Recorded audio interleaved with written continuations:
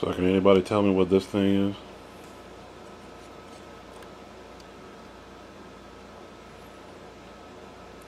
You know, right offhand, you think, oh, it's a portable CD player, but no.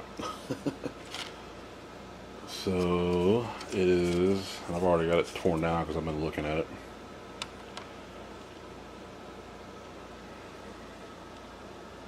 Creative logo art to help you out. It's a Nomad Jukebox 3. This thing's been sitting on the shelf for, oh, I don't know, 10 years, something like that. Pretty much when I got my first iPod, that was the end of the Nomad. Because it was such a pain in the ass to get songs on and off of. So anyway, I hooked it up tonight and turned it on, and the batteries are starting to go bad in it. Well, the battery, that's the battery for it. I think you can still find these on Craigslist if you look around, but as you can see, it's starting to get a little puffy in the middle, starting to swell. I think these are polymer cells. I can't remember. It's been so damn long, I don't know. Might tell you right here on the back. But anyway, these will still hold a charge if you let it charge for a long time. But the real problem is the screen is deteriorating. I don't know if it's the actual LCD deteriorating or if the connections back here are deteriorating. So what I'm trying to do is these little clips. There's one there, one there. I've already got those loose, and there's another set of clips here. And what I'm waiting on is my iron to warm up right there, and I'm going to try and suck those little solder balls off of there.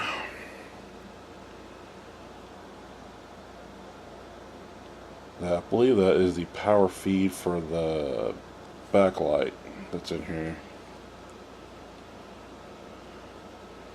And that's the battery to store the time and all that. More likely it's dead too. So it had what do you have? Line outs. You could run 2 line out sources. It had Firewire, which is the only speedy way of getting anything on it. It's USB as well, but it's only USB 1.1, which is terrible. But if you had a Sound Blaster Live card or a Sound Blaster Odyssey card, if I remember right, both those cards, I know the Odyssey and the Odyssey 2 specifically had Firewire ports on them, and Creative put that on there specifically for these players. You know what's funny though? I've been looking around to see if I could maybe find a replacement screen if the screen is bad, but I have had no luck. Matter of fact, repair information for this thing is completely non-existent. You can find stuff for the Zen. I believe the Zen was far more popular than any of them were, and you can still find stuff for the Jukebox, the original Jukebox 2, I think, or Jukebox 1. And that's your IR port here in the front. It had a remote. It also had a docking station cradle you could put it in that would charge the battery. And this unit, you could put 2 batteries in it if you wanted to. I only ever had the very first battery. I never bought another one for it. I didn't really keep it that long. Biggest problem with these units, besides the screen deteriorating, is the click wheel. These things get dirty, you have to clean them. Shoot a little electronic spray in there, running around, pushing it a couple times, cleans them up. Otherwise you get a lot of skipping and craziness in the screen.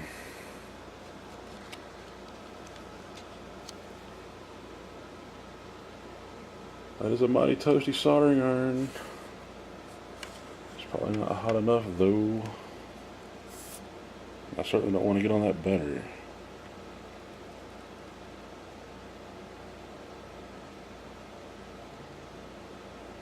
Yeah, it's nowhere near hot enough, and I may even have to melt some new solder on the old solder to get it to come loose.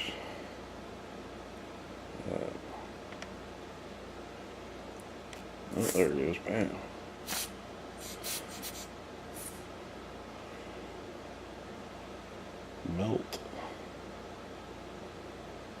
Melt. Come on.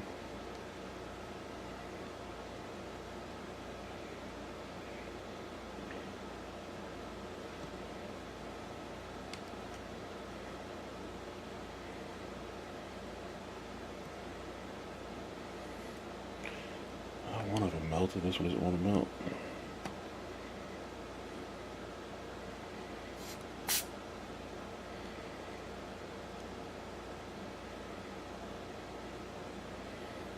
Best way to do this would be solder wick, but I ran out of solder wick the other day, and we have no Radio Shack around here anymore, so I'll have to order it, I guess.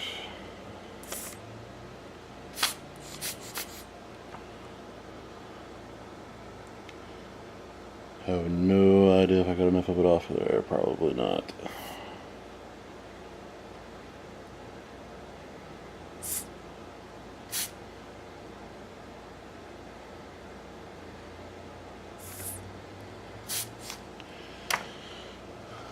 Well, anyway, I'll play around with it for a minute and see if I can get that loose now that we've got it mostly unsoldered.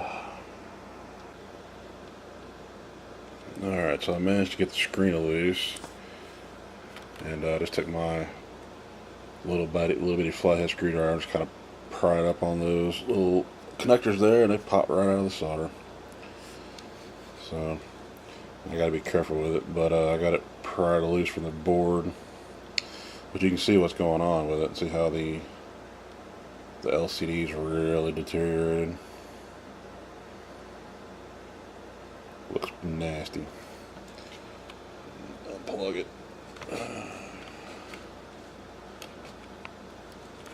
Unplugged. Oh. I'll do that because I don't want a smoke show. So what I want to investigate is whether it is the screen or whether this ribbon cable and connector here has gone bad. That's what I really want to know. So I'm going to disconnect that and clean it and check it before I put it back together again. And if you want to see what was underneath this thing, it's a I can get all this up out of here. I'm trying to do all this one-handed.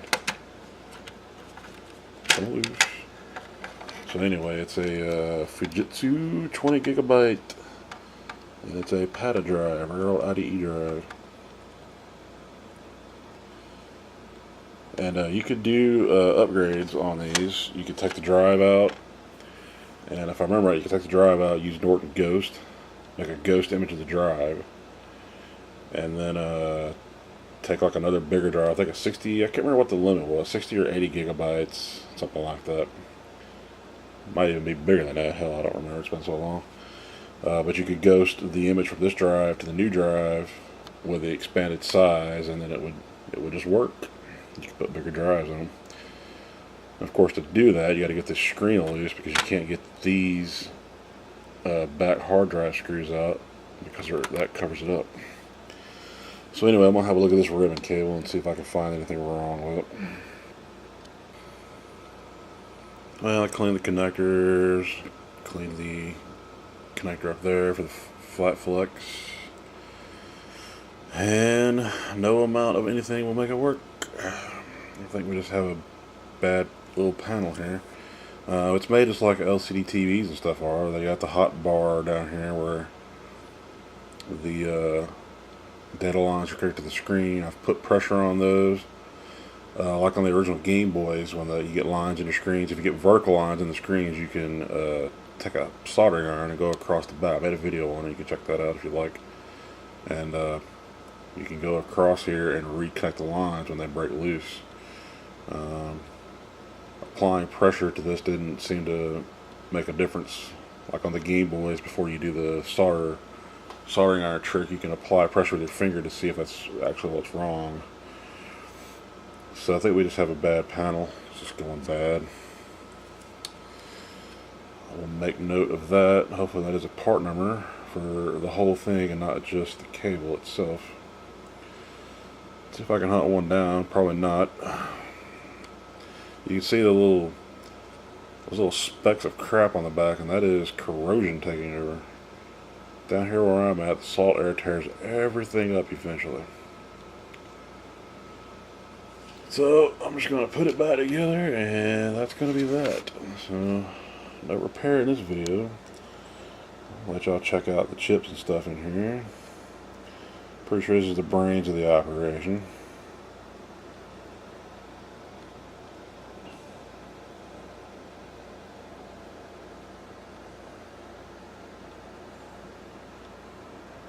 It was a good sounding unit at its time. I would hook it up and let y'all hear it, but I'd have to find some royalty-free music, otherwise the YouTube copyright mafia will be all over me.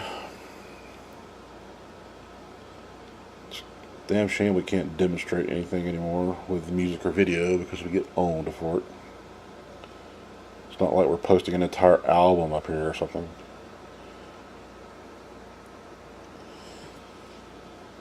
Alright, well, that's a look at the Nomad Jukebox 3. And I'm going to reassemble it and put it back on the shelf until I can find a screen for it. If I can ever find a screen for it. This is one of those units where you couldn't walk around with it. You would literally destroy the hard drive of these if you walked around with them for any period of time. So, alright, I'll catch you guys in another video at some point. One last thing before we call this one a done video, even though I said I was done a second ago. So I got about to go, I turned the contrast wide ass up, and it's turned all the way up. And yes, I was listening to Ace of Base. This thing is full of a lot of techno music and stuff. Guess that was the phase I was in at that time of my life. Chemical Brothers, what all else? Moby, Prodigy. Anything with a beat. And you can see it's charging the battery right there. And you can see all the lines where all the data lines are bad. There's one line right across the center of the screen. It's bad. There's no fixing that. It just needs a new screen. But I was listening to it, and it's just, I wish I could demo it for y'all. It's just an amazing sound this machine had compared to the iPod. And the biggest contributing factor to that was right here. It had EAX, but it's not EAX like on your sound cards of the day.